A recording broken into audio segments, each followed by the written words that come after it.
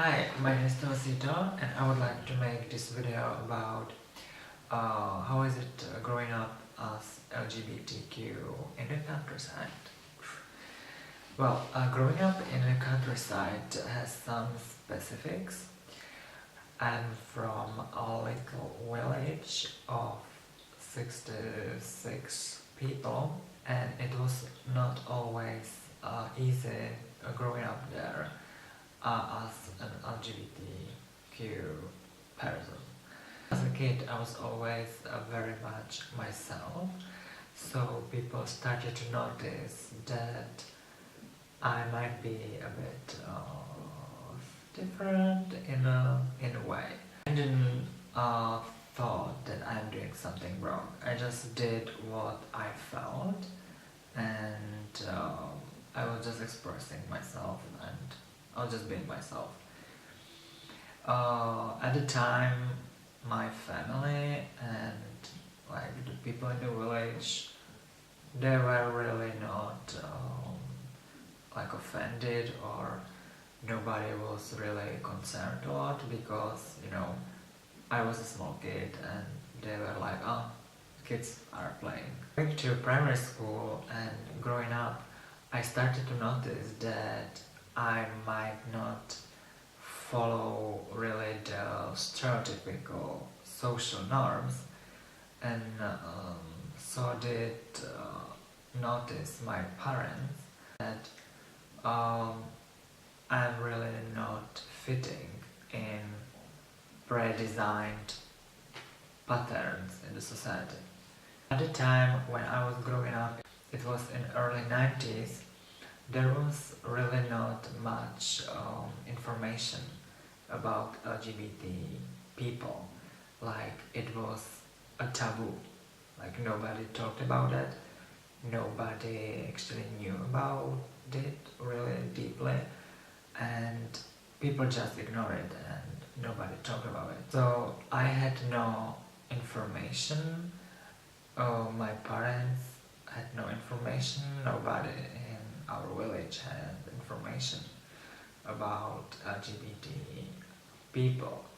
So growing up in the countryside is difficult in a way that you are often the only one there. So you have no one to talk to.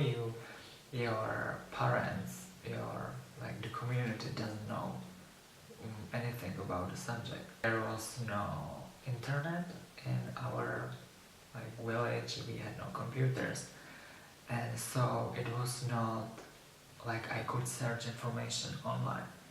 So and nobody could at the time there. You felt really isolated. It was not easy as today to search information. So I spent a lot of time, creating my own reality, creating like world where I can be myself. So I was reading a lot, I was writing a lot, I was painting, I was doing a lot of creative work. My relationship with my parents was getting more distant because my father, especially my father, he is a bit kind of like a macho countryside man. He didn't understand like what is with me, or he was afraid how I'm going to succeed in the society. And yeah, that I understood later when I was older, that he actually was afraid what is going to be with me. He was not afraid that what will people say. He was afraid what is going to be with me, like how I'm going to live in the society. Because as my knowledge was limited, so was his, because the LGBTQ subject was a taboo. So my father tried to make me more like tougher. he tried to make me more like to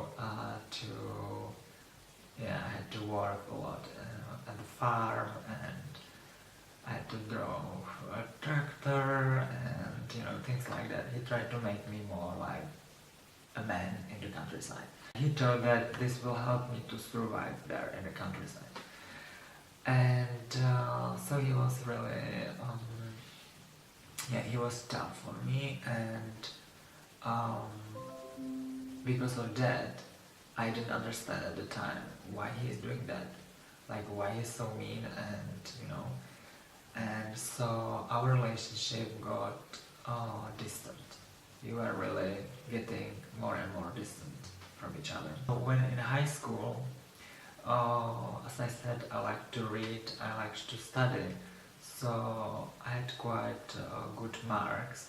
So my parents were getting more relaxed because they thought, okay, we can support him in his studies at the university later, and so maybe he can, find some job in the office or something, because he is obviously not useful here in the countryside in the farm. Getting more knowledge in high school, and finally we had internet, there were computers, so I was educating myself as well, and so I was getting more confident, and I could educate my parents. I could talk with them, we could have discussions, and I could explain them and tell them why I am this way and why I was always been this way.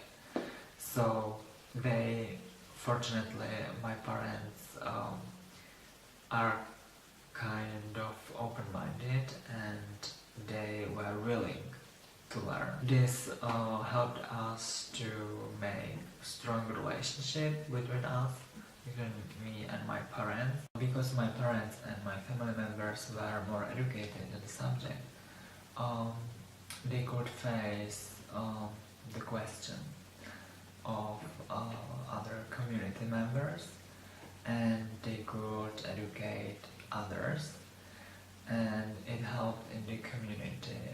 So I was never actually bullied, or I was never, told something into the face, like something mean. It's very important that your family stands behind you, especially in the countryside, because the communities are very small, so everyone knows each other, every family knows the other family. So, and the people are respectful there, like they respect the other family, and so nobody said anything mean to me because they respect my family. So nobody would even try to do something like that. And in another village I had my aunt and my cousins, and another village my uncle. So in the area of the countryside where I was living, nobody really said something mean directly to me. Maybe something, but sometimes behind my back, but never really directly. In conclusion, I would say there are three main steps there. The first one is you. You have to be comfortable with yourself. You have to be confident. Then your family, that you should try to explain your family, and from their side they should be willing to listen and learn. And the third part is the community, because when your family stands behind you, then the community is also going to accept you in the end. So thank you for watching. I wanted to make this video for LGBTQ people who live in countryside and they feel that they are alone and that there is no chance for improvement, that it takes time and it takes a lot of courage and energy, but in the end, the people who loves you will love you no matter what. Thank you again for watching and see you soon. Bye.